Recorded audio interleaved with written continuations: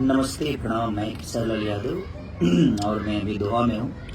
और आज मैं आ रहा हूँ एक काम के लिए, अपने बड़े भाई पिंकू भैया के लिए।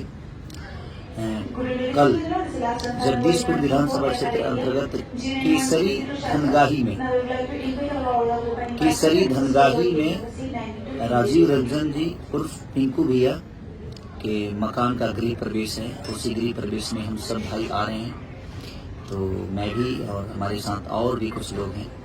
तो आप आइए और अपना प्यार। और कल दिन में है ये 12 बजे, तो आप सबके बीच में मैं आ रहा हूँ दिन में 12 बजे केसरी धनगाही अपने पिंकू भैया के लिए, उनके गृह प्रवेश में। तो आप भी आइए 12 बजे दिन में, कल 8 तारीख को आप सबके बीच में, 8